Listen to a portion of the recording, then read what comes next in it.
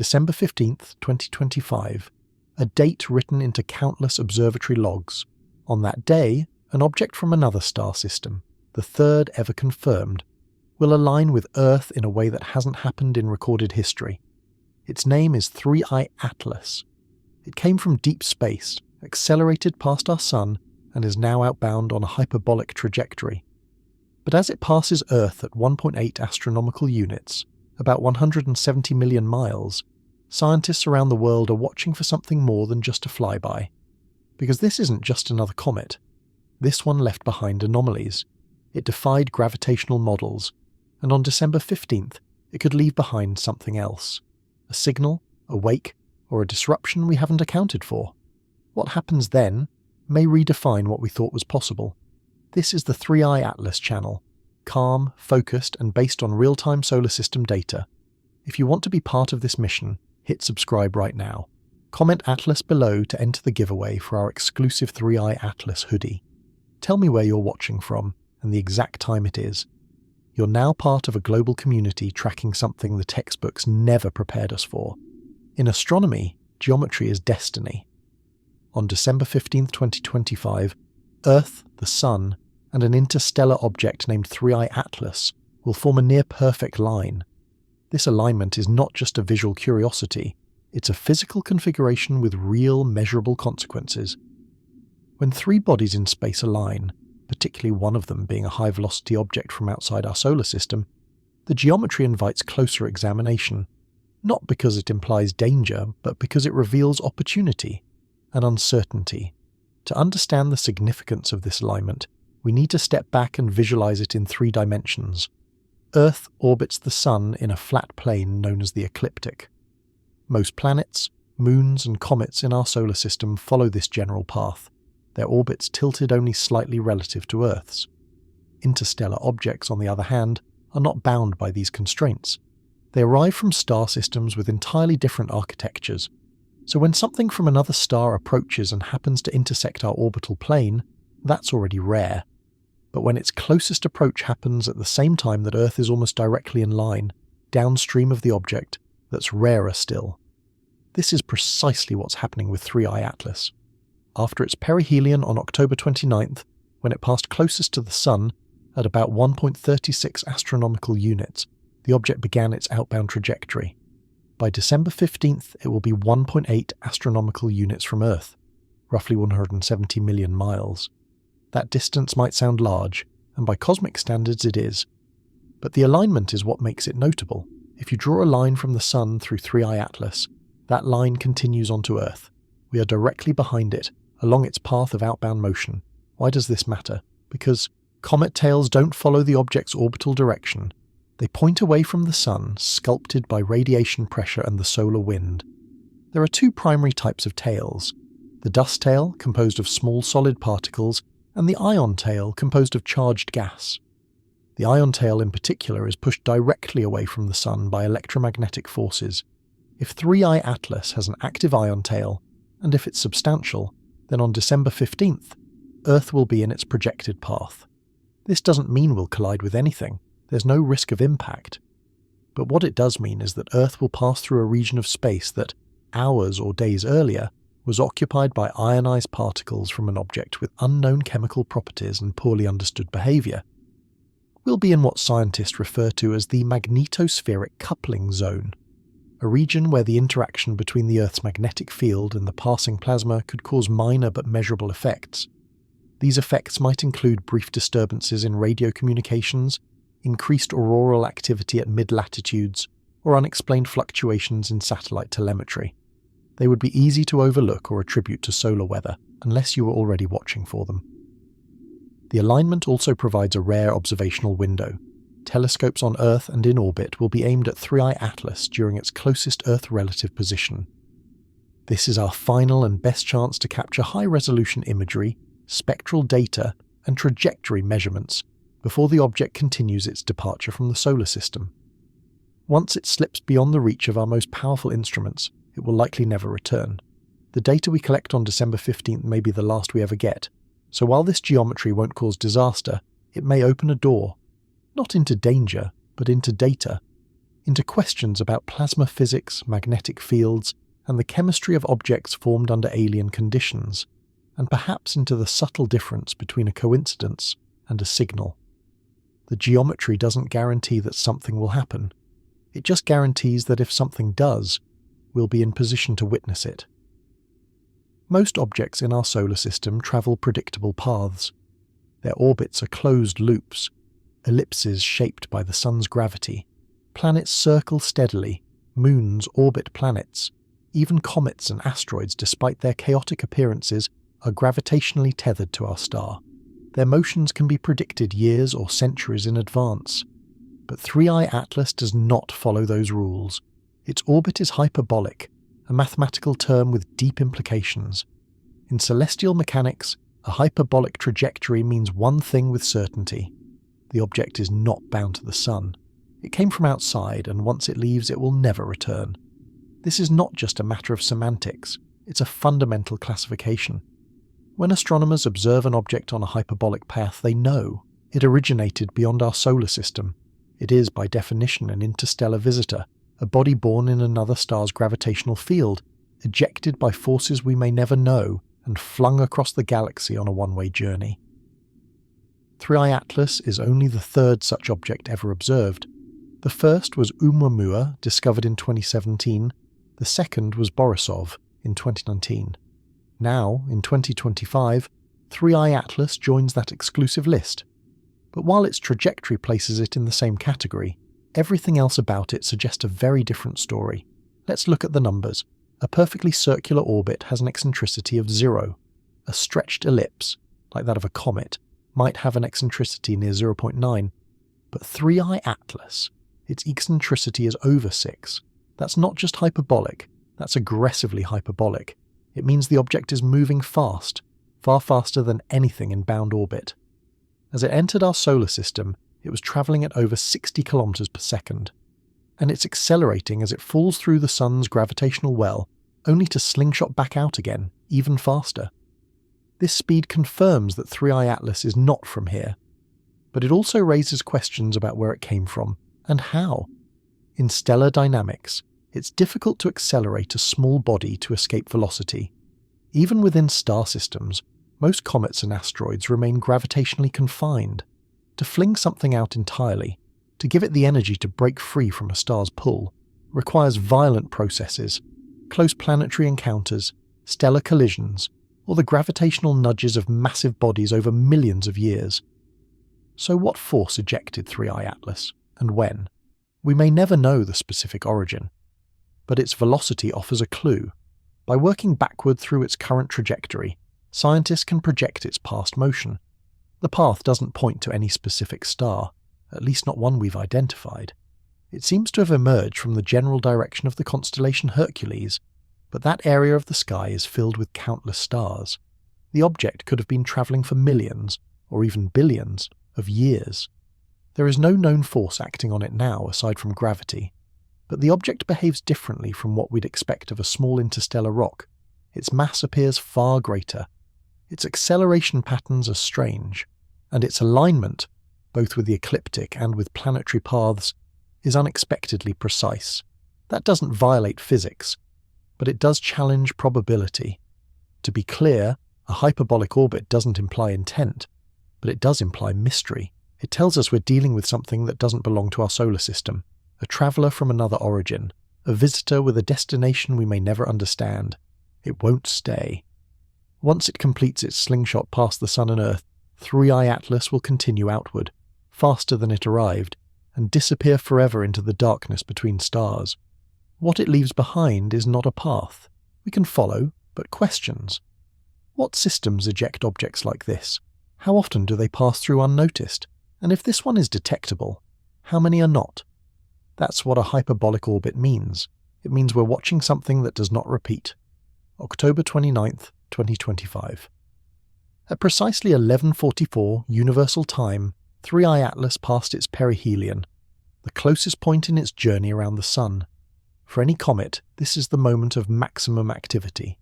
Solar radiation is most intense, surface ices vaporize rapidly, jets of gas and dust erupt into space. Some comets fragment, Others brighten dramatically. It is a phase of exposure, where internal structure and composition are revealed under thermal stress. But for 3I Atlas, perihelion was different. Not because of what happened, but because of what didn't. We didn't see it. At the exact moment when observation mattered most, Earth was on the far side of the Sun. From our position in space, 3I Atlas passed directly behind the solar disk. For nearly 3 weeks, from mid-October to early November, the object was completely obscured by solar glare. Ground-based telescopes were blind. Even space-based observatories like Hubble and James Webb, despite their advanced optics, were limited by the sun's intense light and the risk of thermal damage when pointing too close to it. It was a blackout, a coincidence in timing, but perhaps a coincidence worth questioning. Let's be clear, solar conjunctions happen often. Planets and comets pass behind the Sun from Earth's point of view as part of normal orbital mechanics. But the precise timing here, the fact that 3I Atlas reached its most critical observational phase during the one period it could not be seen, adds another layer to an already improbable object. Had perihelion occurred a few weeks earlier or later, we would have had a clear view. Instead, we have a gap in the record, a moment when an interstellar object, one already flagged for its mass, trajectory and chemistry, went dark. Why does this matter? Because perihelion is not just a checkpoint on a comet's path, it is the single moment where change is most likely. Surface material erodes, outgassing peaks. If the object is unstable, this is when it reveals itself. And if it is something more than natural, and if there is any capacity for maneuver or transformation, perihelion is where it would occur. There is a concept in astrodynamics known as an Oberth maneuver. It refers to firing a propulsion system at the point of highest orbital velocity, typically at perihelion, to maximize energy efficiency. Spacecraft use this principle to accelerate or decelerate using minimal fuel. If 3I Atlas were capable of such a maneuver, even on a subtle scale, the effects would not be immediately visible. We would need to track its trajectory for weeks after to detect deviations from its previously calculated path, and for 3 weeks we couldn't do that. For 3 weeks we could only wait. When 3I Atlas re-emerged from behind the Sun in early November, it appeared intact. No obvious signs of fragmentation, no sudden course changes. Its brightness profile remained within expected ranges. But early observations suggested a curious tightness in its trajectory, a closeness to predicted positions that seemed too exact, given the chaotic forces expected near perihelion. Was it simply stable, or was it corrected? At the time of this writing, post-perihelion tracking is ongoing. Orbital elements are being refined as new data comes in. The ESA's JUICE spacecraft, currently en route to Jupiter, observed 3I Atlas using remote instruments during solar conjunction, but those datasets won't be fully processed until early 2026. Until then, we have no definitive answers, only parameters and possibilities. So we are left with a mystery inside a shadow, a perihelion that passed unobserved, a moment that could hold either nothing or everything. In science, we rarely fear what we don't see, but we do watch closely what was hidden, especially when it mattered most. When comets pass close to the Sun, survival is never guaranteed. The heat, the radiation, the tidal forces, all of them can tear apart fragile, icy bodies that formed in colder, quieter regions of space. Fragmentation at perihelion is common. Some comets break into multiple pieces. Some disintegrate entirely, leaving only a fading cloud of dust in their place. Others survive, but are visibly scarred by the journey. Cracks, jets, rotational changes. Their behavior shifts. Their composition is altered. 3I Atlas survived. But what followed was silence. After emerging from behind the Sun in early November, astronomers expected a show.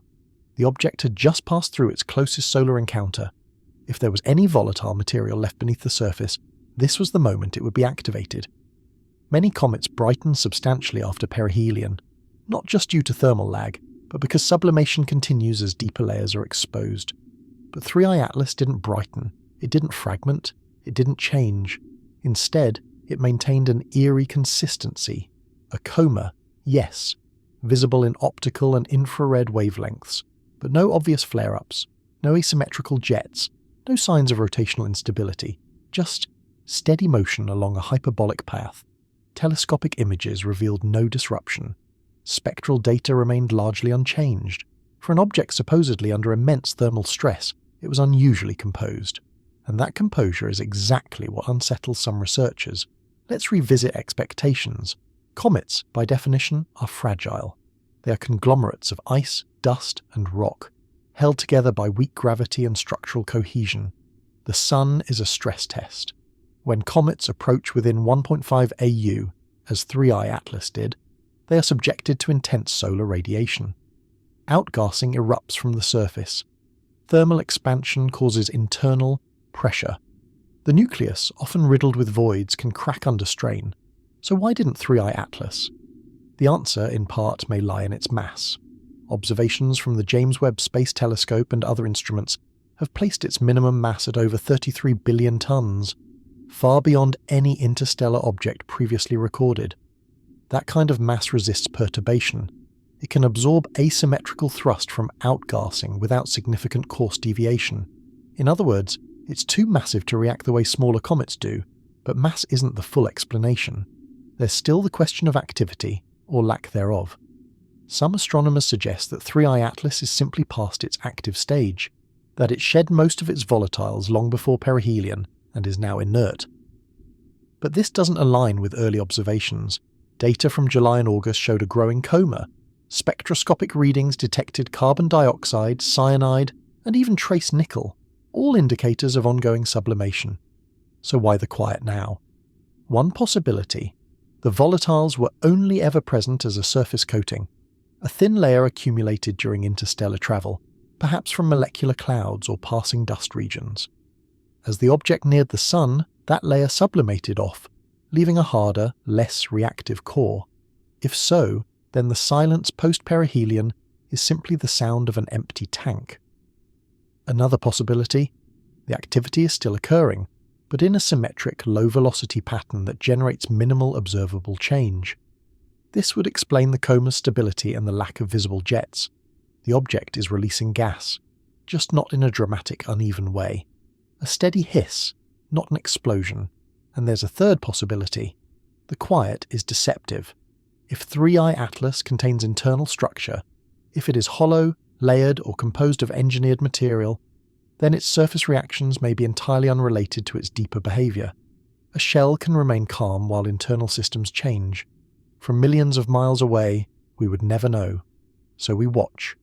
We watch the silence. We measure the brightness. We track its path with increasing precision. And we wait.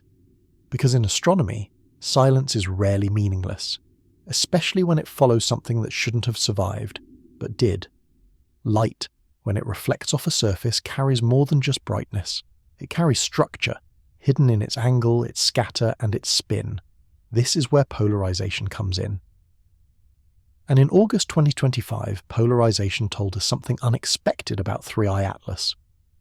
Using polarimetric imaging, a technique that analyzes the orientation of light waves after reflection, astronomers at the Gemini South Observatory in Chile collected data on the coma of 3I Atlas as it approached the Sun.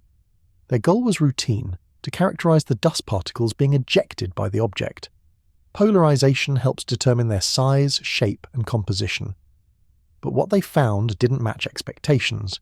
The data showed extreme negative polarization, a pattern that diverged sharply from the profiles of known solar system comets. This wasn't a subtle deviation. It was a strong, coherent signature, consistent across multiple wavelengths and independent of observation angle. The light reflected off the coma in a way that indicated dust grains with unusual properties, either in how they scatter light or in their physical structure. To understand why this matters, we have to explore how comets normally behave. In typical solar system comets, dust particles released by sublimating ices are small, irregular, and carbon-rich. They tend to produce positive polarization at small phase angles, the angle between the observer, the object, and the Sun. This is expected. It's modelled. It's been confirmed in hundreds of cases. In fact, polarization curves are so reliable that astronomers often use them to estimate dust grain porosity, refractive index, and distribution. 3I Atlas violated that curve. Instead of increasing polarization with angle, it showed the reverse. a dip into negative values even where models predicted the opposite. This means either the particles were shaped differently, composed differently, or interacting with light in ways that standard cometary dust does not. What could cause this? Several hypotheses were proposed. The first involves refractive index anomalies. If the dust is made of highly reflective material, such as metal-bearing compounds, it could produce negative polarization, but that would imply a composition richer in nickel, iron, or other metals than seen in typical comets. Interestingly, this would align with other spectral data showing elevated nickel and absent iron in 3I Atlas's coma, a chemical oddity noted separately by the Very Large Telescope. The second possibility is particle morphology. If the dust grains are not irregular and porous, as in most comets, but instead smooth, compact, or even layered, the way they scatter light would change dramatically. Some researchers floated the idea of structured grains, small particles with internal stratification, possibly formed under different conditions in the parent star system, or altered by long-term interstellar exposure to cosmic radiation. A third explanation ventures further: engineered surfaces, not proof of artificiality, but an acknowledgement that the observed behaviour is consistent with reflective coatings, microlayered structures, or smooth surface scattering, characteristics that resemble what we see in aerospace materials on Earth. To be clear, none of these explanations are conclusive, and none, on their own, confirm anything exotic. But the anomaly is persistent, reproducible, and not yet fully resolved. What complicates the issue further is the lack of additional high-quality polarimetric data. Most observatories are not equipped for this type of analysis. Those that are must balance demand across dozens of competing observational targets. As a result, follow-up measurements on 3I Atlas have been sporadic, and as of now, incomplete. Still, the signal remains in the record, a sharp deviation, a data point that doesn't conform, and that's what matters.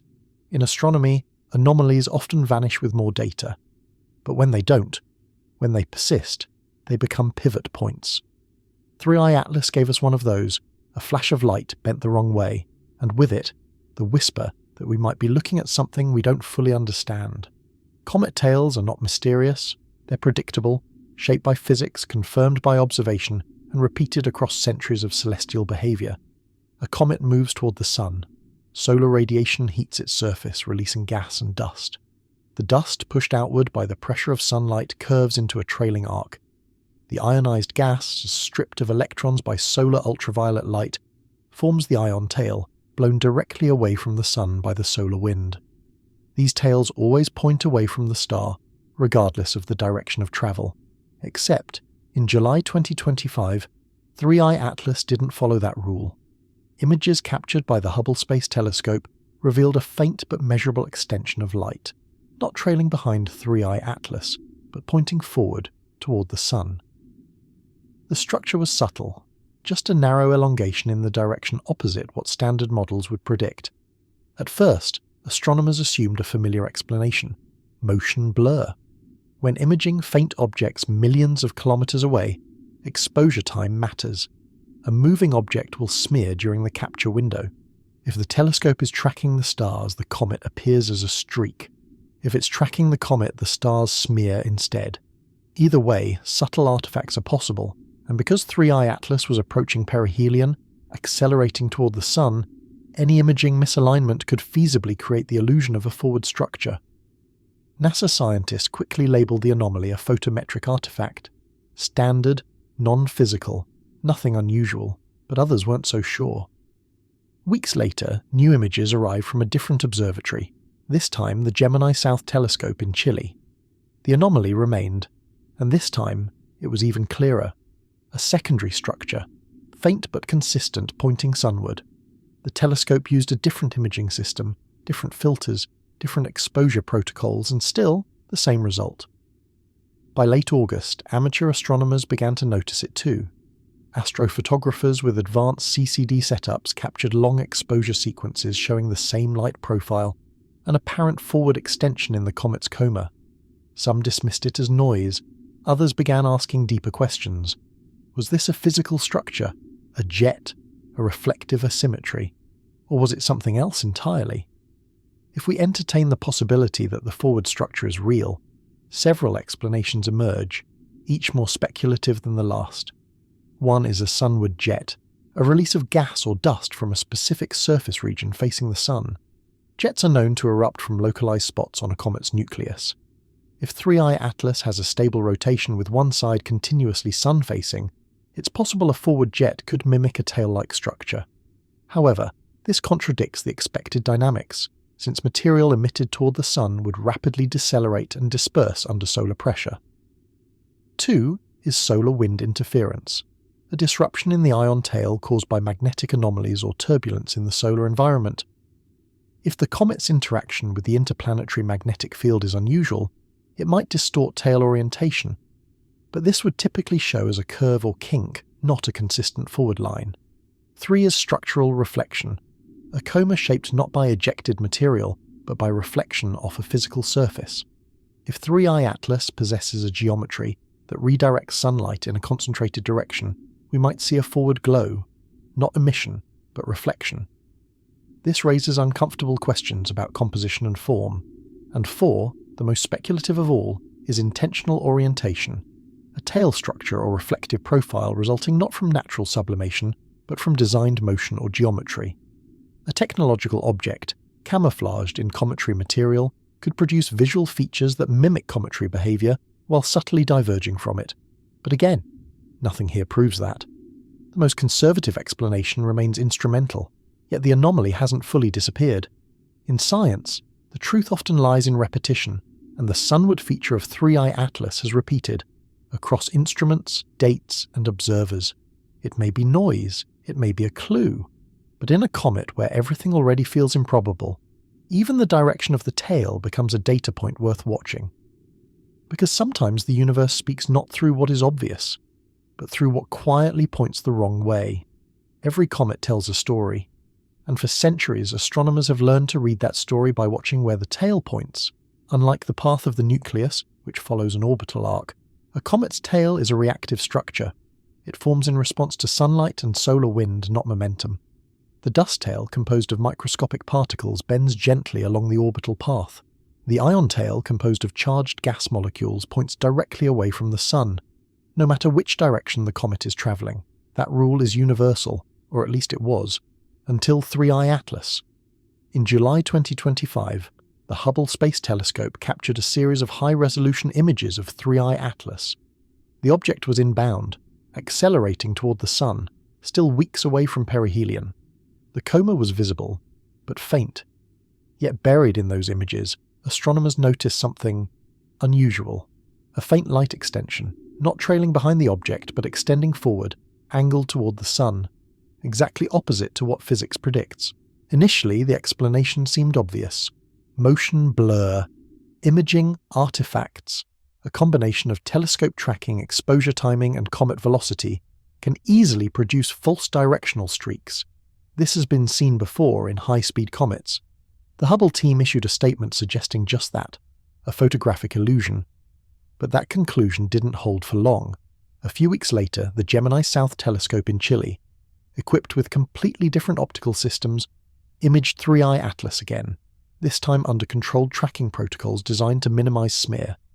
The result was the same, a sunward-facing streak, brighter than noise, aligned with the direction of solar approach. And this time, the anomaly stayed visible across multiple filters. Astronomers began to reconsider. If this was not an artifact, then it had to be real. But a sunward tail makes no conventional sense. Ejected gas and dust should never move toward the Sun, not over time. Radiation pressure and the solar wind push material outward. Always. So what were we seeing? Several hypotheses were proposed. The first suggested an outflow jet on the sun-facing hemisphere. Comets often eject material in uneven ways, depending on where sunlight strikes most directly. If 3I Atlas had a particularly active region rotating in sync with its orbit, gas could be venting forward, momentarily creating a leading-edge structure. But this material should quickly reverse direction, swept back into the tail.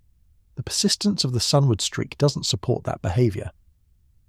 A second theory explored optical scattering.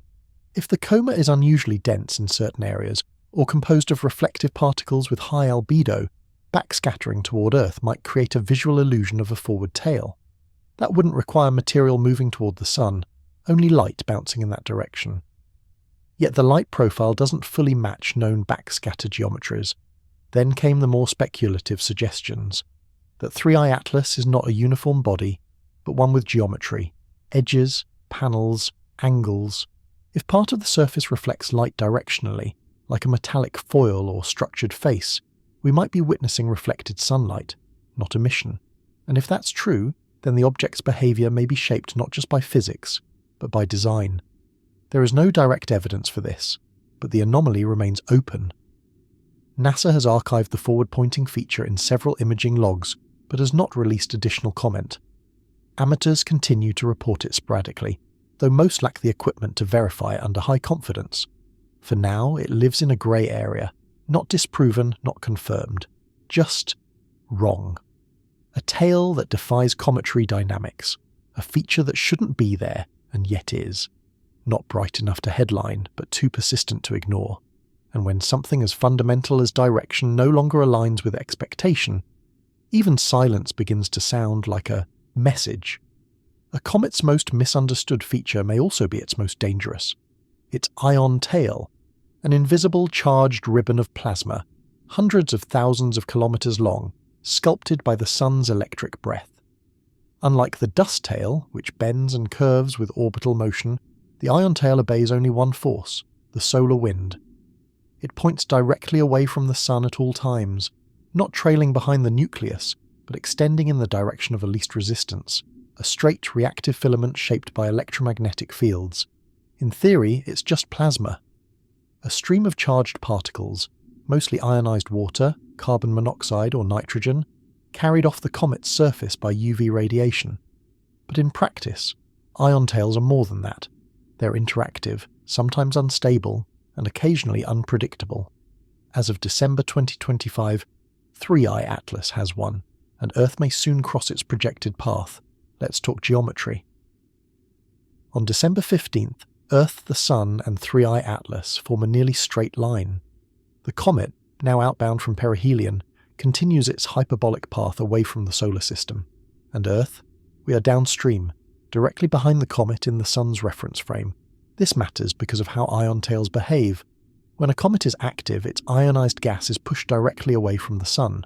As the object retreats, its ion tail continues extending in that direction, now toward Earth. And while we're still separated by 1.8 astronomical units, roughly 170 million miles, space is not empty. Ionized particles, once ejected, can travel across these distances. Some drift slowly, others are carried along by solar magnetic field lines, spiraling toward wherever the field permits. This opens the door to a question few have addressed publicly. What happens when Earth's magnetosphere interacts with the remnants of an interstellar ion tail? We know how our magnetic field responds to coronal mass ejections and high-velocity solar wind. It bends, compresses, reconnects. The result can be geomagnetic storms, auroras, radio blackouts, even disruptions to GPS and satellite operations. But solar wind is something we model, predict, prepare for. An interstellar plasma stream is not. The ion tail of 3i Atlas could carry with it chemistries we're unfamiliar with. It may contain magnetic knots or filamentary structures, shaped by a different star's influence, or by its journey through the interstellar medium. It may be more organized, more reactive, or more coherent than a typical solar system comet. And if even a fraction of that structure couples with Earth's magnetosphere, the results, while unlikely to be catastrophic, could be detectable. A sudden increase in auroral activity at unusual latitudes, anomalies in magnetometer readings, satellite telemetry showing unexpected magnetic fluctuations, radio signal disturbances in narrow frequency bands. None of these would immediately be linked to 3i Atlas. They would appear as background noise, small isolated glitches, but when placed in context, aligned with solar wind trajectories, Earth's position, and the comet's tail orientation, they may form a pattern, a signal hidden in plasma. Of course, this depends on several variables.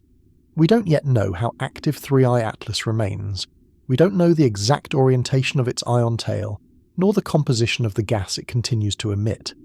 Carbon dioxide, cyanide, nickel. These have all been detected, but we don't know how those ions behave once fully stripped and accelerated, nor do we know how much material was released during its hidden perihelion when we couldn't observe it directly, so we prepare. NASA and ESA ground stations will monitor for electromagnetic anomalies, amateur networks will log aurora patterns, and radio telescopes may quietly listen for frequencies they're not usually tuned to. Because this isn't just about a tale, it's about what follows it, and whether we, drifting through space shielded by an invisible bubble, will feel the ghost of something that passed too far away to touch, but close enough to change our field. When something moves through space, it often leaves more than just a trail of gas or dust. It leaves a signature, electromagnetic, thermal, gravitational, or in rare cases, informational. Since its discovery, 3i Atlas has been tracked across multiple wavelengths: visible light, infrared, and ultraviolet. But there's one part of the spectrum where the silence has been particularly striking and particularly watched: the radio band. This is where our deepest listening takes place, not just for scientific data, but for something far more elusive: signals that don't belong to nature. SETI, the search for extraterrestrial intelligence, has long focused its efforts here. Because if any object in space were to carry or emit a non-natural signature, this is where we'd be most likely to find it. And so far, 3i Atlas has emitted nothing. No structured signals, no bursts, no narrowband transmissions, no chirps, pings, or repeating patterns, just radio silence. But that silence in context is not meaningless. SETI researchers know that not all communication looks like communication. The universe is full of noise, pulsars, quasars, magnetars, natural phenomena that emit bursts and beams across vast distances. Most of these have now been catalogued, classified, explained. What SETI looks for are deviations, narrow bandwidth transmissions, extremely high signal-to-noise ratios, modulated patterns, or pulses that match no known astrophysical process. 3i Atlas has not triggered any formal detection alerts, but that's not the end of the story. In mid-September 2025, a brief discussion circulated among amateur radio astronomers online. One observer using a 12-meter dish in New Mexico reported a transient signal near 1.42 GHz, the hydrogen line, coming from a position near the known coordinates of 3i Atlas.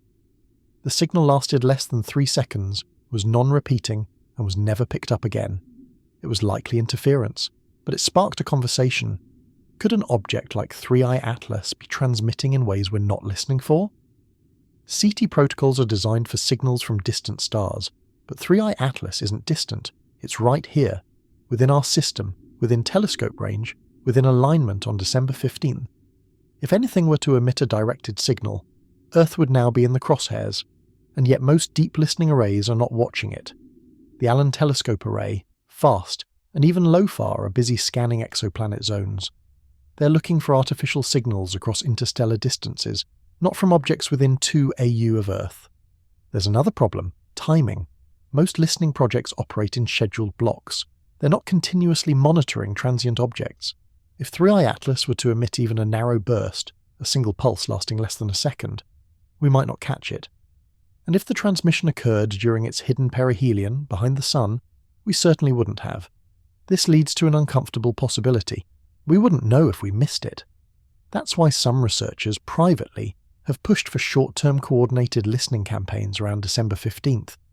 Not because they believe 3i Atlas is artificial, but because it's an opportunity, a test case, an interstellar object aligned with Earth after a high-energy solar pass at the peak of potential plasma interaction.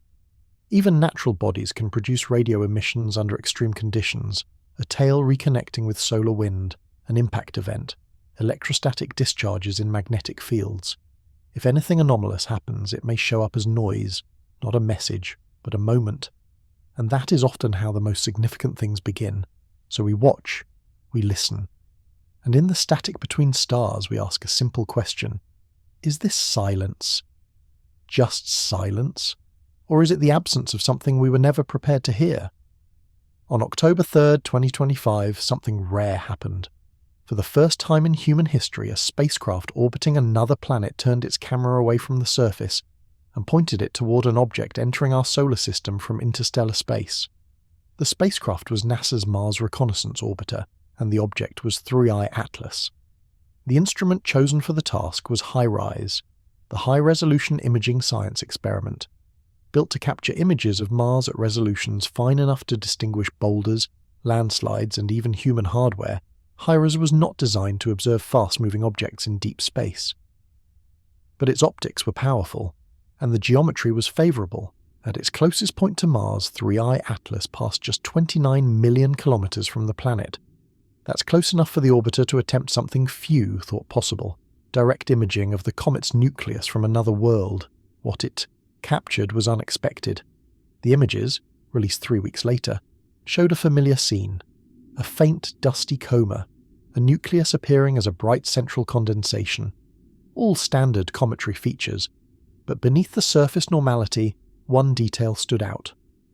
The coma, the cloud of gas and dust surrounding the nucleus, was not symmetrical. Its centre of brightness was offset from the position of the nucleus by about 50 kilometres, toward the sun-facing side. In practical terms, that's a shift of just over 1.5 pixels in the final processed image. Small, but not negligible. NASA's official explanation was conservative. The offset, they said, could result from localised outgassing, a common cometary phenomenon. If gas erupts more vigorously from one region of the surface, it creates an asymmetrical coma. That's true. But most comets, even those with jetting behaviour, still exhibit brightness peaks close to the physical centre. The mass loss is typically balanced by the rotation of the nucleus and the dispersal of particles over time. But 3I Atlas wasn't balanced. The forward offset was clear, persistent, measurable, and slightly confusing. One alternative explanation considered by some researchers involves fragmentation.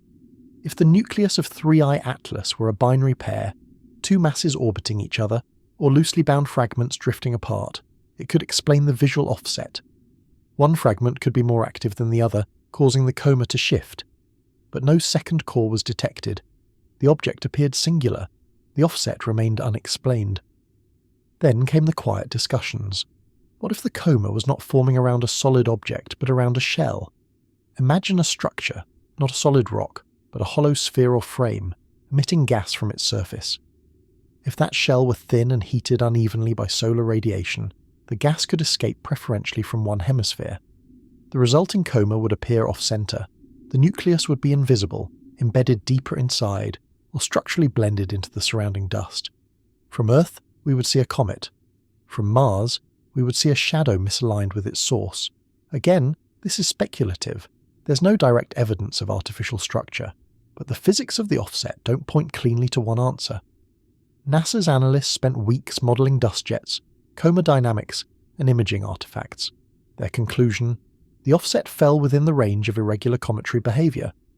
Nothing about it demanded a new theory. But no single explanation fit every observation either. It was, and remains, a low-grade anomaly. Not alarming, not dramatic, but persistent, documented, unresolved. And in a mission built around precision, even a 50-kilometre discrepancy matters. The HiRISE images were archived, papers were drafted, but for many the offset sits quietly in the back of the file, unexplained, and possibly unexplainable. If we're using the wrong framework to understand what we're seeing, in science some things are dismissed, others are ignored, but the ones that linger, the ones that don't quite fit, are where the real stories begin. Objects in space obey momentum. They spin. They drift. They respond to gravity, radiation, and pressure. If a force is applied, even gently, a motion must follow. But 3I Atlas has violated that expectation. By mid-October 2025, researchers across multiple observatories had completed orbital calculations on 3I Atlas using months of telescopic data. They had tracked its position before and after perihelion, correcting for gravitational perturbations, light pressure, and relativistic effects. The goal: to model its motion as precisely as possible and estimate its mass. The results were unsettling. The calculated minimum mass of 3I Atlas exceeded 33 billion tons. more than 3 times the mass of comet Hale-Bopp, and nearly 100 times heavier than Oumuamua, the first recorded interstellar visitor. Based on its reflectivity and coma brightness, its nucleus was estimated at up to 14 kilometers in diameter, potentially comparable in size to Comet 67P, but far denser. That in itself is remarkable. But what came next was harder to explain. When analysing the comet's path for deviations caused by non-gravitational forces, especially outgassing, astronomers found nothing. No measurable change in trajectory, no torque, no drift, no wobble. 3I Atlas was not being pushed. It moved as if it were inert, anchored, immune. This is unusual. Even the largest comets show some degree of non-gravitational acceleration. When volatile gases sublimate from the sunlit surface, they generate a recoil, a gentle push. Over time, these thrusts accumulate, bending the orbit ever so slightly. With sensitive instruments, we can detect these changes down to the meter-per-second level. But 3I Atlas exhibited no such behaviour. Its path, though hyperbolic, was mathematically clean. As if no external forces mattered. There are several theories to account for this. The first is mass dominance. The idea that 3I Atlas is simply so heavy that any sublimation-induced force is negligible. If true, this would make it one of the most massive cometary objects ever recorded. But such mass should affect other things too, such as its interaction with nearby bodies, including Mars during its close pass in October. No gravitational perturbations were detected in Mars's orbit. The second theory involves inert material. If the surface of 3I Atlas is coated in refractory compounds, materials that don't sublimate or eject gas easily, then little to no thrust would be produced. But this contradicts other evidence. The comet clearly formed a visible coma, with active outgassing confirmed by spectral data. Carbon dioxide, cyanide, and even nickel emissions were recorded. So if gas is leaving the surface, why is there no reaction? A third theory, more speculative, is that the emission is symmetrical. If gas is released equally in all directions, or from rotating jets that perfectly balance, then the net force would cancel out. This requires a level of structural equilibrium rare in known comets, but not impossible. It would make 3I Atlas something of a statistical outlier, a nearly perfect spinner, emitting just enough gas to avoid drift. And then, there is the fourth possibility, that 3I Atlas isn't moving naturally at all. If the object possesses internal mass compensation systems, or some form of non-visible stabilization, it could maintain course regardless of surface activity. In other words, it's not just heavy, it's self-correcting. A claim like this requires extraordinary evidence, but for now the data simply records the absence of expected behaviour. And in science, that's often the first sign of something we don't yet understand. Mass without motion, thrust without recoil, a cosmic object that reacts to nothing, not heat, not pressure, not physics as we know it. So we keep watching, we keep calculating, and we keep asking a question that no one wants to put on paper. What kind of object behaves like it's there, but acts like it isn't? In astronomy, mass is just half the equation. To understand an object, you need to know not just how heavy it is, but how compact that mass is. That's what we call density, mass divided by volume. For most comets, the math is simple. They are light, porous, fragile, more snowball than stone. Even the most massive among them, like Comet Hale-Bopp or 67P Churyumov-Gerasimenko, have densities between 0.3 and 0.6 grams per cubic centimetre. That's less than half the density of water. It makes sense. They're loosely bound collections of ice, dust and rock, held together by gravity and cold. But with 3I Atlas, the numbers don't line up. Based on its observed reflectivity, coma brightness, and infrared readings from the James Webb Space Telescope, researchers estimated the size of the nucleus to be between 10 and 14 kilometers across. That's comparable to large solar system comets. However, when they combine this with mass estimates derived from orbital dynamics, particularly its gravitational influence on solar wind and nearby planetary motion, something startling emerged. A bulk density potentially exceeding 4 grams per cubic centimetre. That's not just unusual. That's denser than granite, denser than any comet ever recorded, and comparable to some metallic asteroids, or even the crust of terrestrial planets. So what does this mean? There are a few possibilities. One is that 3I Atlas is not a comet in the traditional sense, but a dormant interstellar asteroid, a body formed under completely different conditions, perhaps near a dense stellar remnant or in a metal-rich region of another galaxy. If its core is made of heavy elements, nickel, cobalt, or silicate metal oxides, it would explain the unusually high density. But such an object should also be dimmer, harder to detect, and unlikely to form an extended gas coma like the one 3I Atlas clearly exhibits. 2. It's possible that 3I Atlas contains a dense internal core, surrounded by a lighter layer of volatile ices and dust, a kind of metallic heart beneath a frozen crust. This would be a hybrid object, part asteroid, part comet, and would suggest a unique formation history. Perhaps it originated as a fragment of a planetesimal from another star system, ejected during the chaotic early phases of planetary formation.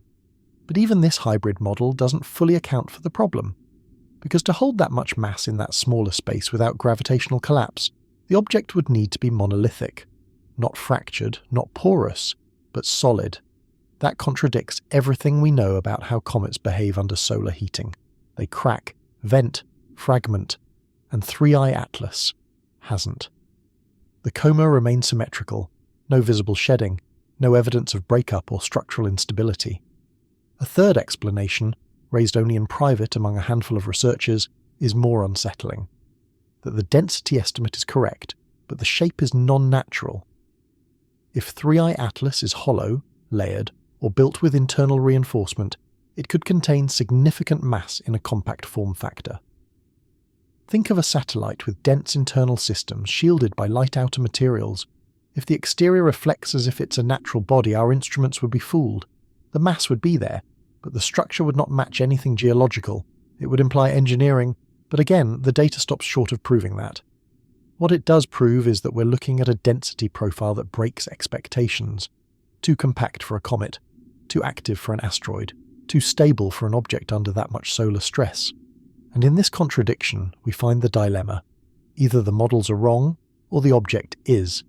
Because when an interstellar traveller approaches, and the math says it's heavier than it looks, we're no longer just observing, we're guessing, and the space between those two is where reality begins to bend.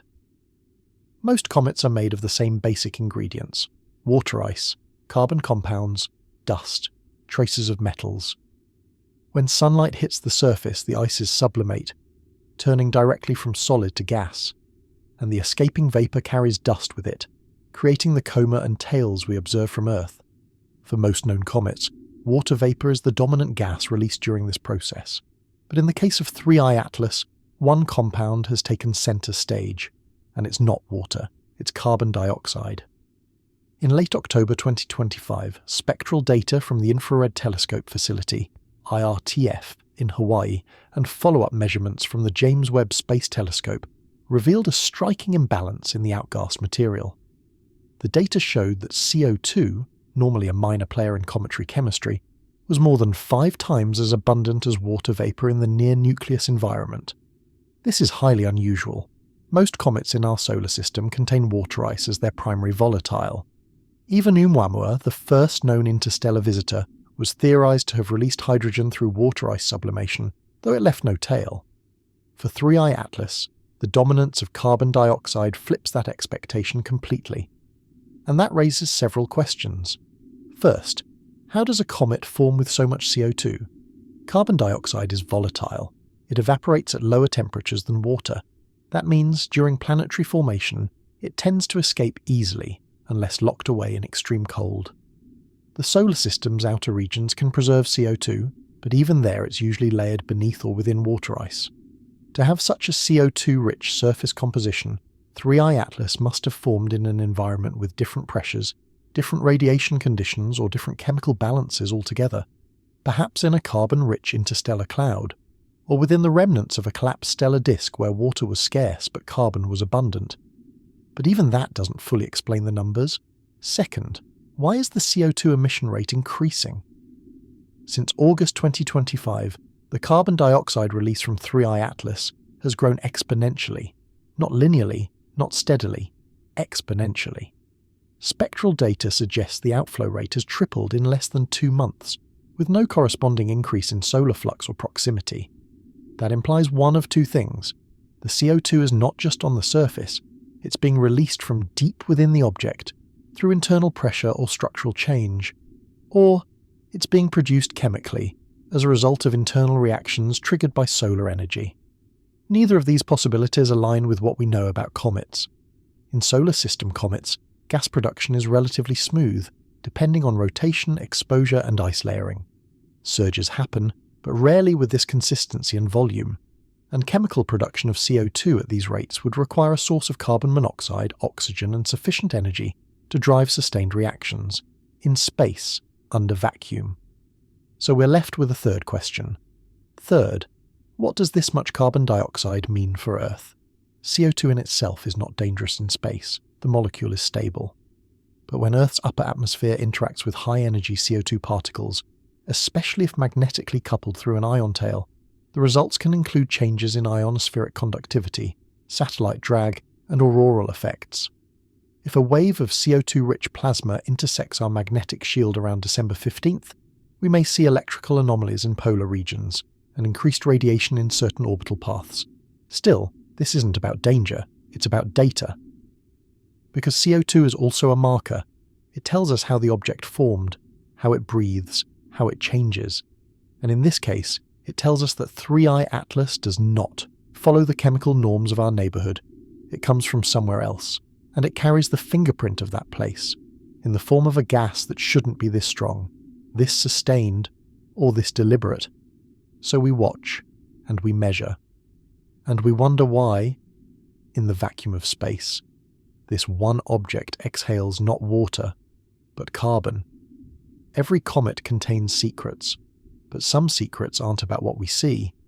They're about what shouldn't be there at all. In the case of 3I Atlas, one of those secrets is metal, specifically the spectral fingerprint of nickel, without the usual companion, iron. The first clue came in mid-September, when scientists using the Very Large Telescope, VLT, in Chile, analysed the reflected light from the comet's coma. Using high-dispersion spectroscopy, they detected faint but clear emission lines matching ionized nickel, an unexpected find in a comet's volatile-rich outer halo. At first, it was cause for celebration. Nickel is not unknown in cometary comas, but it's rare, and its detection usually suggests sublimation from metal-bearing grains deep within the nucleus. This could give insights into the object's interior chemistry. But the celebration didn't last, because iron, which always accompanies nickel in natural cosmic materials, was nowhere to be found. This is the heart of the iron-nickel puzzle. In every meteorite, every asteroid fragment, every planetary core that we've studied, nickel and iron appear in a consistent ratio. Roughly 1 part nickel to 10 parts iron. It's a signature of how heavy elements fuse inside dying stars and later condense in planetary systems. These two elements, born together in stellar furnaces, don't separate easily. So why is 3I Atlas breaking the rule? One possibility is instrument error. Perhaps the signal-to-noise ratio for iron was simply too low, or the emission lines overlapped with other coma elements. But follow-up observations with the Keck Observatory and the JWST NearSpec instrument confirmed the same thing. Persistent nickel lines, and no significant trace of iron. This is unprecedented. Comets are supposed to be light, icy, carbon-rich bodies. When metals show up, they usually do so in trace amounts, vaporized by sunlight and carried into the coma, and when they do, they come in familiar ratios reflecting their stellar birth environments. But 3I Atlas defies that pattern. Its nickel signal is too strong, too isolated, too pure. Some scientists proposed an exotic origin theory, that 3I Atlas may have formed in a metal-differentiated region of another solar system, one where specific processes, like magnetic sorting or impact separation, could have concentrated nickel in the outer layers of a parent body, while iron remained buried deeper or was blown away entirely. Others point to the possibility of post-formation filtering. Could the iron in 3I Atlas have oxidized, bonded into silicates, or otherwise become spectrally invisible? It's possible, but that would require a very specific history of thermal and chemical processes none of which match what we expect from a comet's journey through interstellar space. And then there's the final possibility, a possibility that has made some researchers uncomfortable, that 3I Atlas's nickel isn't natural at all. In metallurgy, nickel is prized for its resistance to corrosion, its magnetic properties, and its structural stability at extreme temperatures. It's used in turbine blades, spacecraft shielding, and advanced alloys. If you were going to build something designed to survive a long journey through hostile space, something with a surface that needed to endure heat, radiation, and dust erosion, you might choose nickel. And if that nickel were engineered, refined, shaped, or even layered, it might sublimate in ways that produce spectrally pure emissions, unlike any natural rock. But that's speculation. What we have is data. Nickel is there, iron is not. And the ratio makes no conventional sense. In astrophysics, anomalies like this don't go away. They sit in the background of every theory, every model, quietly defying classification. So we're left with a puzzle, one piece shining more brightly than it should, and the other nowhere to be found. In science, patterns matter. Anomalies can be dismissed, but patterns demand explanation. And when enough of them appear in a row, we stop calling them coincidence. We call them impossible. That's where we now stand with 3I Atlas. By late October 2025, more than 24 separate observational datasets had been compiled on the object, across radio, infrared, optical, and ultraviolet bands. From ground-based observatories in Chile and Hawaii to spaceborne assets like JWST, Hubble, and the Mars Reconnaissance Orbiter, the picture forming wasn't just unusual, it was statistically inconsistent with known comet behavior. Taken individually, none of the anomalies are cause for panic.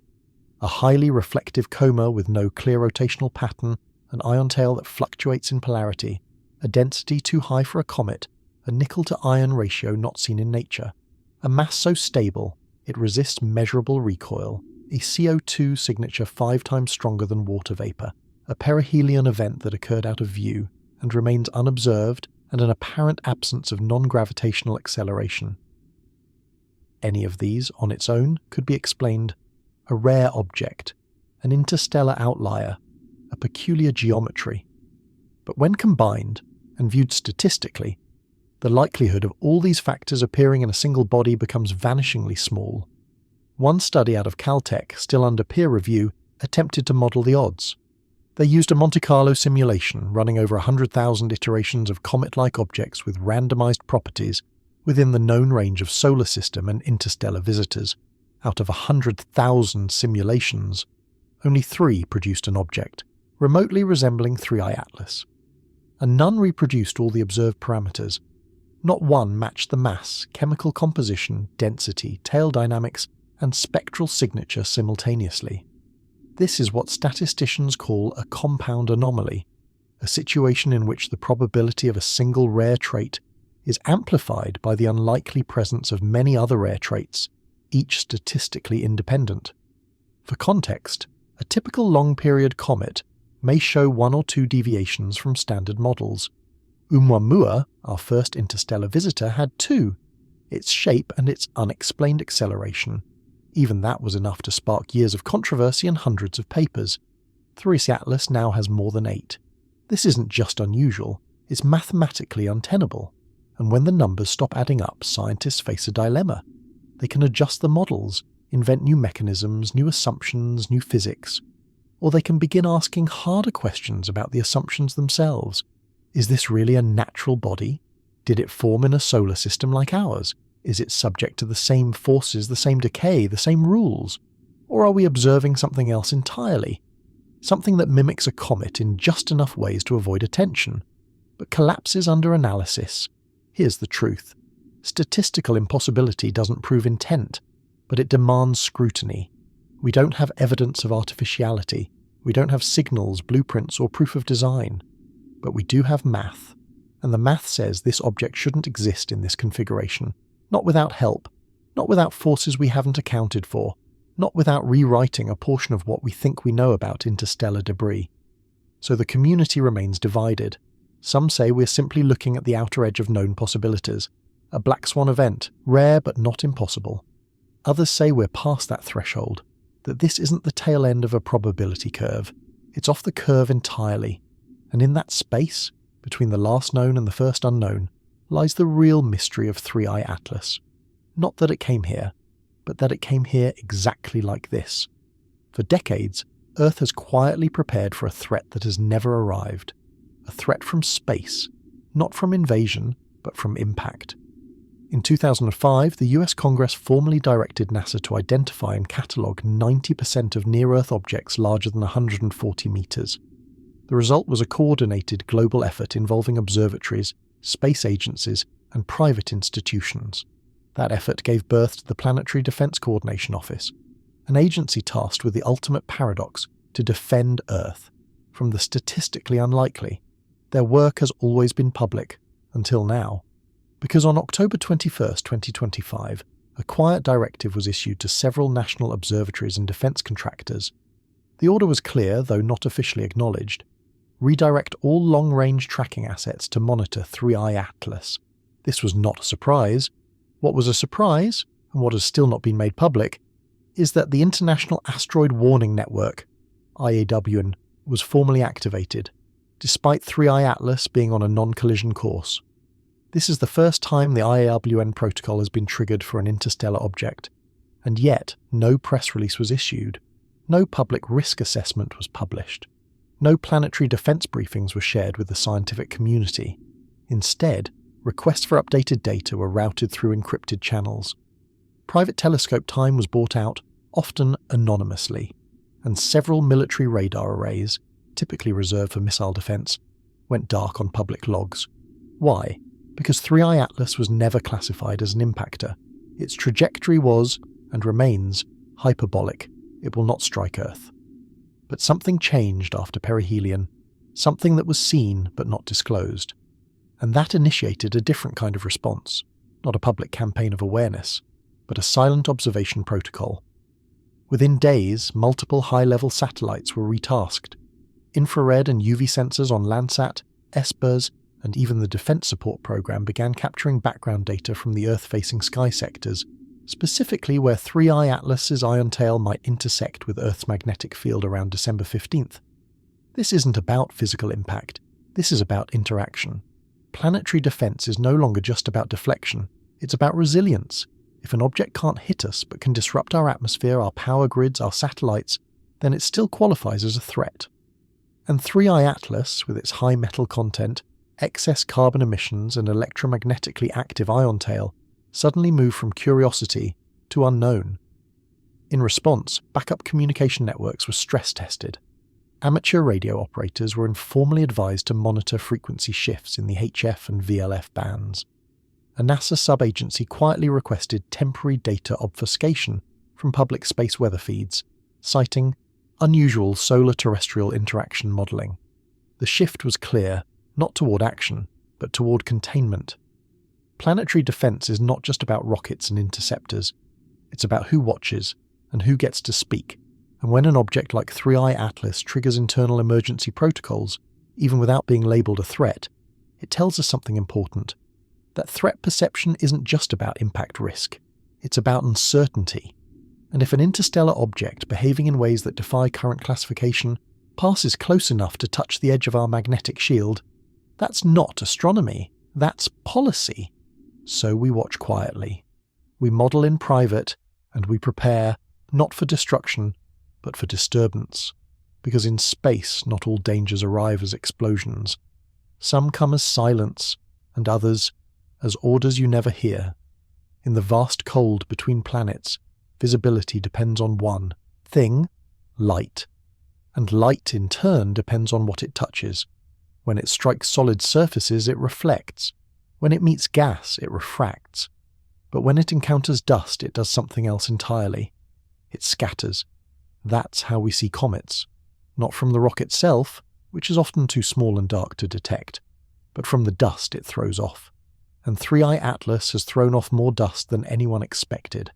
By October 25, 2025, multiple observatories reported that the dust coma of 3I Atlas had reached over 600,000 kilometers across, more than 1.5 times the distance from Earth to the Moon. But what stood out wasn't just the size, it was the brightness. The coma reflected far more solar radiation than models predicted based on estimated dust grain size and density. Specifically, the object's albedo, its reflectivity, was measured at nearly 0.45, far higher than the 1.04 to 0.1 range typical for comets. This presented a new problem, not just how much dust 3i Atlas was producing, but what kind of dust it was. Spectral analysis revealed that the light scattering off the coma wasn't neutral, it was polarized, meaning the photons were aligned, not randomly scattered, and the polarization pattern shifted based on the viewing angle, revealing a dust structure that was not isotropic. In simple terms, the dust wasn't spreading out evenly in all directions. It was arranged, loosely but measurably, as in layers. That's not normal. Cometary dust is typically chaotic, forming a spherical coma or fan-like tail, shaped by the sun and solar wind. But 3i Atlas's coma showed hints of radial filaments, like spokes on a wheel, with alternating bands of high and low reflectivity. So what's causing it? There are three possibilities. First, the dust grains could be unusually uniform in shape and size.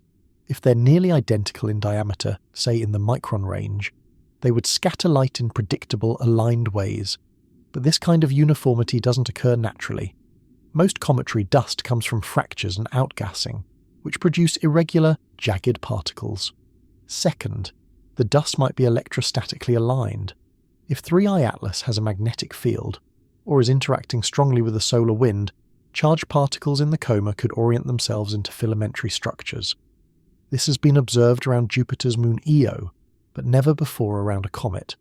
Third, and most speculatively, the dust could be part of a layered ejection process, one where material is being released from structured vents, or even from a surface grid of unknown configuration. This would mean the dust is not being ejected randomly, but deliberately, following patterns encoded in the geometry of the object itself. Not mechanical, necessarily, but repeatable, predictable. Whatever the cause, the implications are the same. The reflectivity of a 3i Atlas is too high, the dust is too organized, and the light scattering pattern is too consistent for a chaotic, icy body from interstellar space. And yet that's what it appears to be. From Earth, the object still looks like a comet. But the closer we look, the deeper we examine the nature of its light, the more it resembles something else, an object that knows how to reflect, that controls its visibility. And that may be using dust not as a byproduct, but as a veil, because in astronomy, visibility is everything. And 3i Atlas, whether by design or coincidence, is playing with light in ways we don't fully understand. Not bright, not dim, just right, enough to be seen, but never clearly enough to know. Earth has no walls, no dome, no armour, and yet life has thrived here for billions of years, not because of what surrounds our planet, but because of what protects it. That protection comes from something invisible, silent, and often overlooked: Earth's magnetic field. Generated by the slow churn of molten iron in the planet's outer core, Earth's magnetic field creates a magnetosphere, a vast teardrop-shaped region of space that deflects charged particles from the sun and beyond. Without it, solar wind would strip away our atmosphere, cosmic rays would bombard our surface, satellites would fry, and life as we know it wouldn't stand a chance. But the magnetosphere isn't solid, it's dynamic, elastic, vulnerable. And in December 2025 it may be tested in ways we've never seen before, by something not of this solar system. As 3i Atlas approaches the outer edge of Earth's orbital path, its ion tail, composed of fast-moving charged particles, is projected to sweep across a portion of the magnetosphere between December 12th and December 16th. This tail, rich in carbon dioxide ions, nickel vapour and anomalous plasma densities, doesn't just glide harmlessly through space. It interacts. This is not science fiction. We've seen this before, on a smaller scale. When solar storms or coronal mass ejections, CMEs, slam into Earth's magnetic field, the result? Geomagnetic storms, satellite communication loss, increased auroral activity, and sometimes damage to power grids. But 3i Atlas presents a unique scenario. First, its ion tail is not solar in origin. Its particle signature shows signs of sustained directional flow, possibly electrostatic ejection. that remains coherent far longer than typical cometary behaviour. Second, the composition of the ion tail is chemically imbalanced. It contains a disproportionate amount of carbon dioxide ions, more than 5 times the water ion concentration. This makes the tail heavier, slower, and more reactive with Earth's upper atmosphere.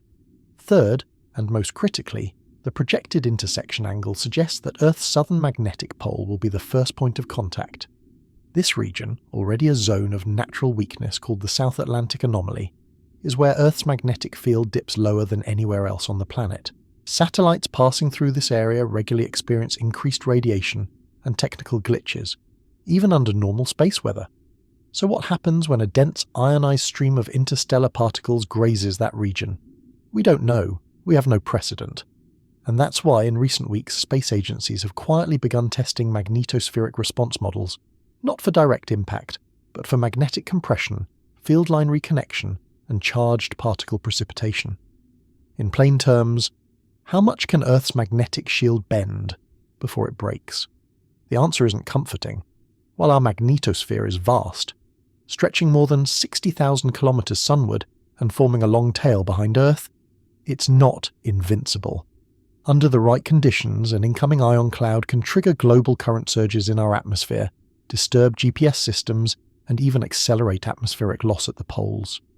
And unlike a solar storm, which we can monitor from the Sun's surface, 3I Atlas gives no clear warning signs. Its emissions are faint, its interactions subtle, and its effects, if any, won't be seen until they're already happening. So we prepare, not with missiles, not with shields, but with sensors. Because Earth's greatest protection is not its weapons, but its awareness. And if 3I Atlas reaches far enough and its tail touches our magnetic skin, we may finally learn just how thin the boundary is between cosmic safety and exposure.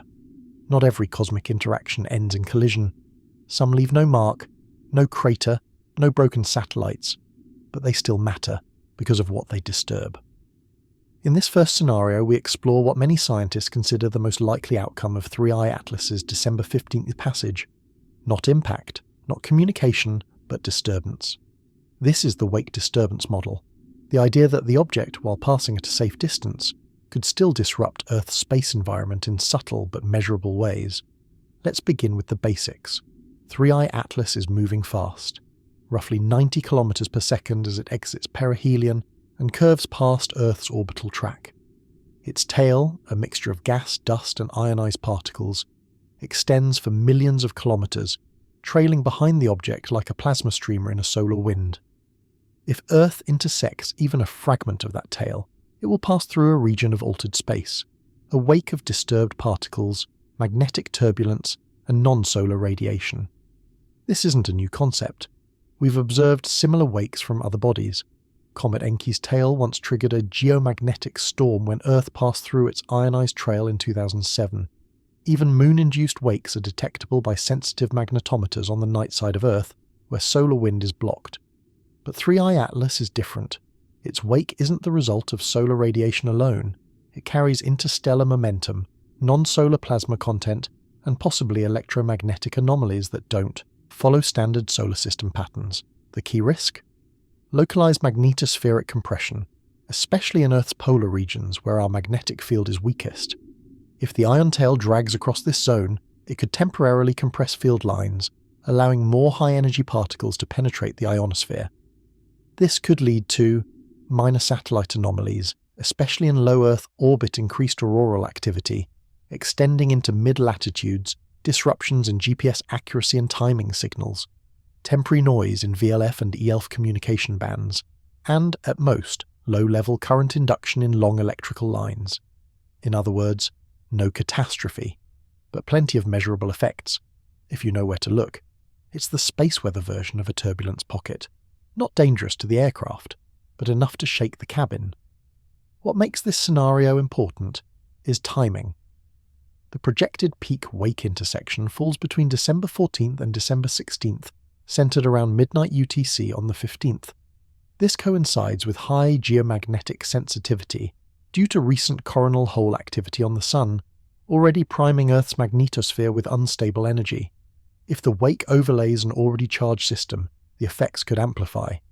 And here's where it gets even more interesting. If 3I Atlas's tail includes non-native particles, ions or isotopes not commonly found in the solar wind, they may interact with Earth's upper atmosphere in unexpected ways. Spectrometers on NOAA, ESA, and private satellite networks are now watching for changes in ionospheric composition. Even a minor rise in CO2 ion density or rare isotopes like carbon-14 could hint at something entirely new entering our atmospheric shell. This wouldn't just be a scientific curiosity. It would prove that interstellar objects don't pass us harmlessly.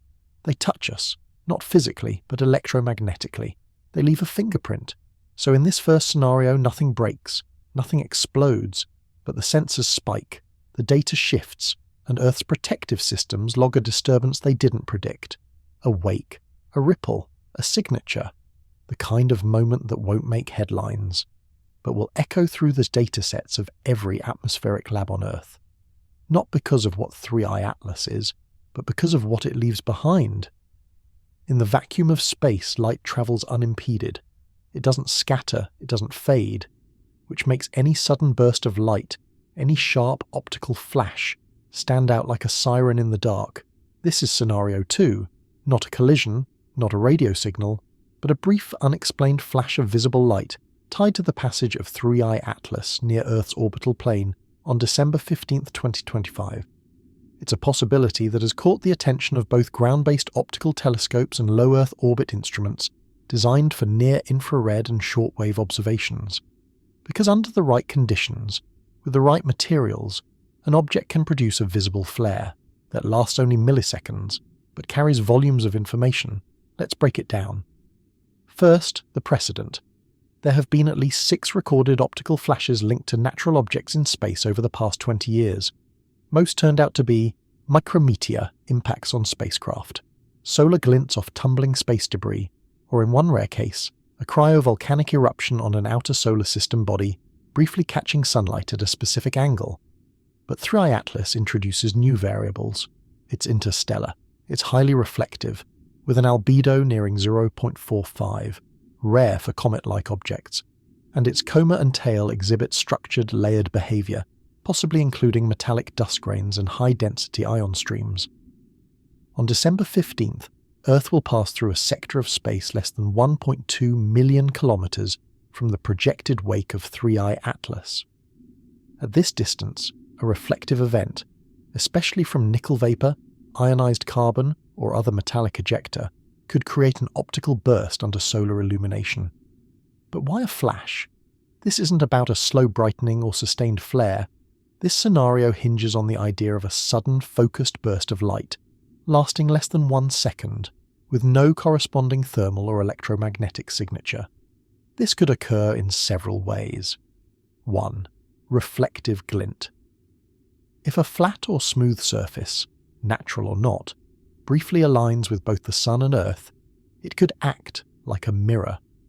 A specular reflection would create a pinpoint of brightness, highly localized in time and space. We've seen this with defunct satellites, but never from a comet. 2. Plasma discharge. As 3I Atlas moves through the solar wind, differential charging between its surface and tail could result in a brief plasma arc. This would emit in the optical range, possibly resembling a lightning strike in space, fast, bright, and directionally limited. 3. Impact event. If a fragment or micrometeoroid strikes the main body at high velocity, the resulting energy release could create a flash, though we would likely expect a corresponding infrared spike or dust plume, which so far has not been modelled. Now, the key question. Would we even see it? Most wide-field telescopes operate on 30-second integration windows. A 1-second flash could be missed, unless you're looking in the right place, at the right time, with the right sensor.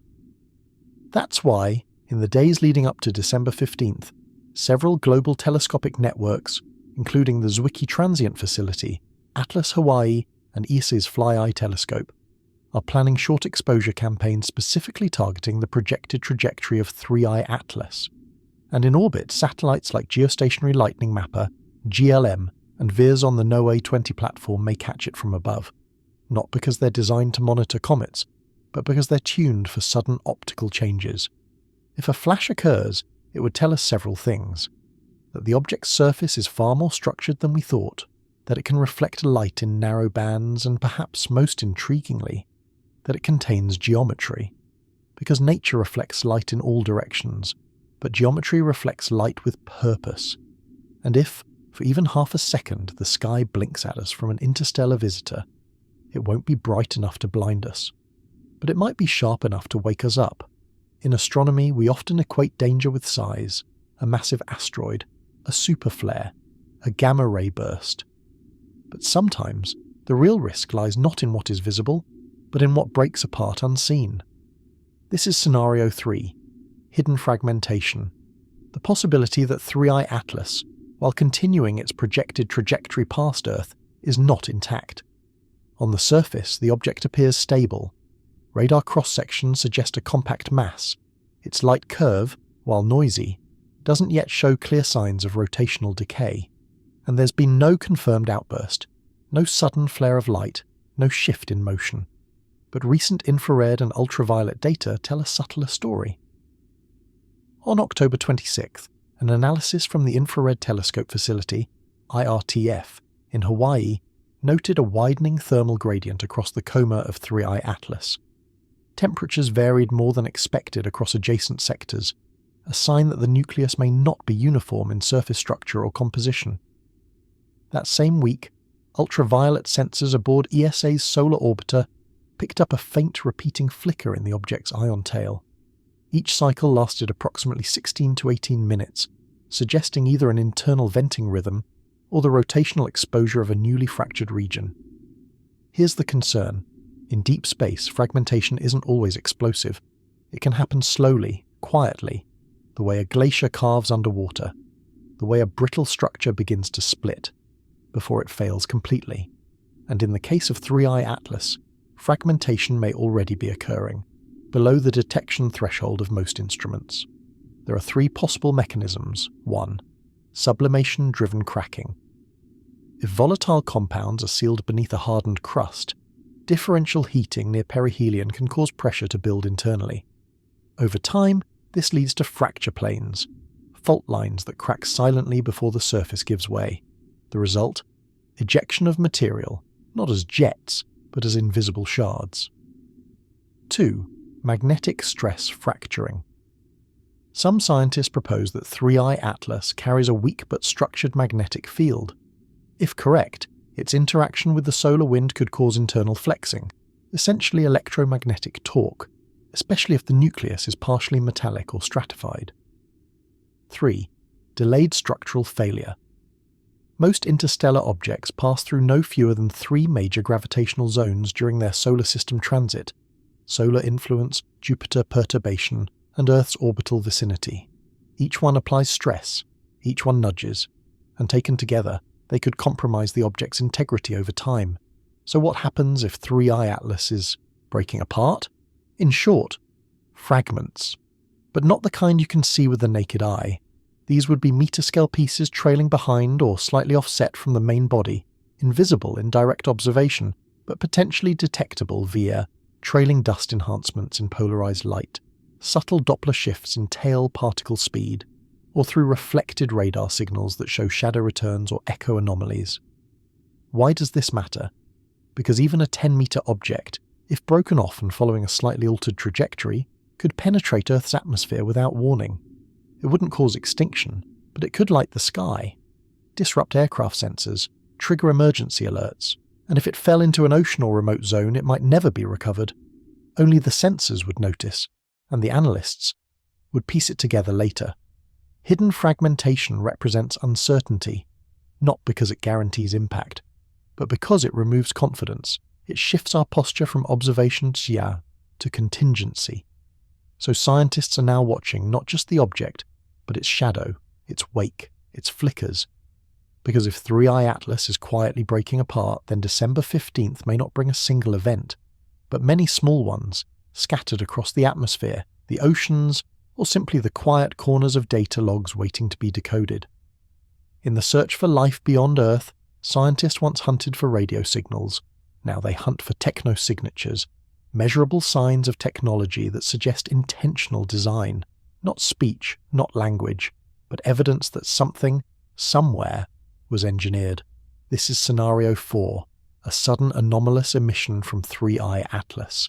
Brief, unexplained, possibly intentional. We call it the Techno-signature burst. To be clear, no such event has happened. Not yet. But the possibility, however remote, is being quietly considered behind the scenes. Not because of science fiction, but because of precedent. In 1977, the now famous WOW signal was recorded by a radio telescope in Ohio. A 72-second burst, no known origin, no repetition. It looked like a narrowband signal, a kind that doesn't occur naturally. To this day, no one knows what caused it. Now, imagine something like that, but visible across multiple spectra, coming from a hyperbolic object currently passing through the solar system, an object that already defies classification, with anomalous polarization, reflective geometry, and a tail that bends the wrong way. A techno-signature burst wouldn't need to be complex. It wouldn't even need to repeat. All it would take is a narrowband radio spike outside the typical solar background, a pulsed modulation of light, something not random but patterned, a coherent emission from a specific coordinate on the object, not from surrounding plasma or dust. Such events can be detected, and more importantly, they're being watched for. In the past 6 months, organizations like SETI, Breakthrough Listen, and the AIM Square Kilometre Array, SKA, have expanded their monitoring protocols for transient interstellar visitors. Most of these are automated, scanning for sudden frequency anomalies or repeating pulses. So far, nothing definitive, but here's where it gets interesting. On October 19th, a low-probability burst-like anomaly was logged by a radio telescope in northern Spain. It lasted just 0.4 seconds. Narrowband. Center frequency. 4.83 GHz. It's likely noise, but it occurred in the same region of sky where 3I Atlas was transiting at the time. Coincidence? Maybe. But this is why some scientists have floated Scenario 4, the possibility that 3I Atlas is not only natural, but non-natural in part. That it may carry, within or upon it, a device, probe, or energy structure capable of directed emission. This doesn't imply life aboard. It doesn't imply communication. It implies presence, of intelligence, at some point, in some form. And if such a burst were to occur on December 15th, as Earth's line of sight intersects with the object's wake and tail, it would raise more questions than answers. What bandwidth was used? Was it modulated? Was it aimed? Did it respond? If it lasts only seconds, it may be caught by accident. If it repeats, or if it correlates with other phenomena like tail flickers, dust surges, or polarization spikes, then it becomes the most significant data point in the history of techno-signature research. So what would scientists do? They would analyze it to exhaustion, run the math, rule out natural causes, compare it to known emissions from pulsars, flares, cosmic microwave background, solar interference. And if none of those explain it, then the field changes. The search moves from what is 3I Atlas to who sent it, or more carefully, what made it. A single burst, if confirmed, would rewrite the assumptions that have guided astronomy since Galileo first aimed a telescope skyward. Not a message, not a language, just a signature, left behind or triggered deliberately, a light in the dark, not to guide us, but to show it was there. It's the outcome few discuss in detail, and yet scientifically it is the most probable. No flashes, no wake disturbance, no signals, no contact, just silence. This is Scenario 5, that nothing at all happens on December 15th, that 3I Atlas, after months of monitoring, speculation and mounting public interest, simply passes by, quietly, predictably, exactly as the orbital models suggest. And while this may disappoint those hoping for something more dramatic, it would be, in many ways, a success. Not because it validates the object's mystery, but because it reinforces the power of observation, of patient evidence-based science. Let's start with the fundamentals. As of late October, 3I Atlas is on a hyperbolic escape trajectory, meaning it is not bound to our solar system. Its closest approach to Earth's orbital path falls between 1.1 and 1.4 million kilometers, nearly 3 times the distance to the Moon. That is not close enough for gravitational capture, collision, or atmospheric disruption. Its brightness curve has remained steady. No sudden surges, no fragment signatures, no deviation from its predicted course. Its spectrum still shows high levels of carbon dioxide, some nickel vapor, and unusual polarization, but all within the margins of natural behavior for an interstellar body. So what happens if nothing happens? We log the data, we update the orbital solution, we note the object's acceleration, spin rate, and reflectivity, and then we let it go. That's science at its most disciplined. Not driven by headlines, not pulled toward conclusions, just focused on what is true, even if that truth is quieter than expected. But this scenario isn't boring. In fact, it's essential. Because in the world of planetary defense, a non-event is often the best outcome. It means that tracking systems worked, that our instruments detected, catalogued, and predicted the path of a foreign object, and were right. It means that space remains, for now, stable. More than that, it reminds us that mystery doesn't require catastrophe. 3i Atlas has already challenged what we know. Its composition doesn't match traditional comets. Its polarization patterns don't behave like debris. Its origin, traced back beyond the Oort cloud, possibly interstellar, places it among the rarest types of objects ever observed. Even if it leaves no mark, it leaves us with questions. Questions that sharpen the tools of science, that force us to build better models, and that push the boundary between known and unknown. Nothing happening is still something. It tells us that nature, even in its strangest forms, can be silent. That interstellar visitors can pass through, unseen by most, unfelt by Earth, but still recorded by the eyes that know how to look. It also teaches us a kind of humility. Not every strange object is a warning. Not every anomaly is a message. Sometimes, a comet is just a comet. Even if it's moving the wrong way, glowing too bright and carrying dust that doesn't quite fit. So if the 15th comes and goes with no magnetic spikes, no atmospheric flares, no sudden signals, we don't discard the journey, we archive it, we add it to the growing body of interstellar observations, and we prepare for the next visitor. Because they are coming. Oumuamua was first, Borisov was second. 3i Atlas is third, and in the silence of its passing we may be witnessing the normal behaviour of a very unfamiliar category of object. So we listen, we observe, and if all we hear is silence, that too is data. Because in science, nothing happened is not failure. It's just another answer to a question we were bold enough to ask. Sometimes, the importance of an event isn't found in what it does. It's found in what it reveals. Why does 3i Atlas matter? Why has so much time, energy, and attention been focused on an object that may ultimately pass Earth without incident? Because it's not just about impact, it's about understanding. The truth is, we've only just begun to grasp the complexity of what moves through our solar system and what comes from beyond it. Interstellar objects like 3i Atlas are rare, but they are not impossible, and they are becoming more visible, thanks to better telescopes, faster processing, and growing public interest. 3i Atlas isn't a rogue asteroid. It isn't a returning comet. It's an object with a hyperbolic orbit, unusual chemical composition, and behaviour that breaks from expected models. It arrives not with noise, but with questions. Questions about what forms in deep space. Questions about how those forms survive long interstellar journeys. Questions about what we miss, simply because we're not looking in the right place or at the right scale. This matters because Earth has no early warning system for interstellar intrusions. We track thousands of near-Earth asteroids. We monitor solar activity. We simulate impact scenarios with supercomputers and military coordination. But when a non-gravitational object enters from deep space, carrying particles we've never measured or polarization we can't yet explain, we find ourselves in a familiar position, behind the data. We're watching 3i Atlas now, not because we know it's dangerous, but because we don't know enough to say it isn't. That gap in knowledge is the risk, and that's why this matters.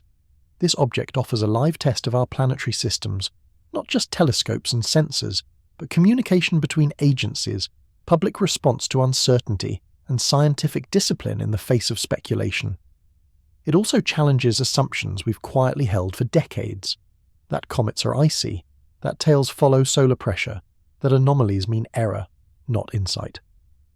3i Atlas has disrupted all three. Its brightness levels fluctuate outside thermal logic. Its tail sometimes leads rather than trails.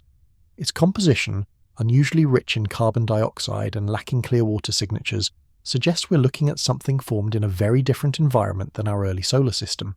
That's not just data, that's a message from deep space. It's a reminder that we are not isolated in a quiet corner of the universe. We are intersected, constantly, by objects whose history, motion and chemistry carry stories from places we can't yet reach. Some will pass silently, others may not. But either way, they are part of our environment now. Why does this matter? Because awareness is the first step toward resilience. We do not yet know if 3i Atlas is simply odd, or if it is the first of many objects like it. We do not know if its silence is natural, or if it's the absence of the right kind of instrument. But we do know this: it has made us look.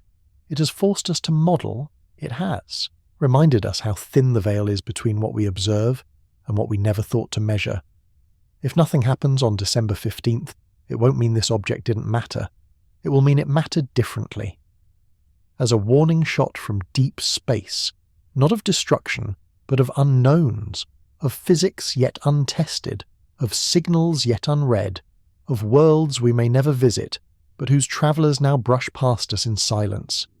This matters because we've seen it, because we chose to ask questions, and because the next object may not pass us by. It may stay, or change direction, or break apart, and when it does, everything we learn now from 3i Atlas will become the blueprint for how we respond.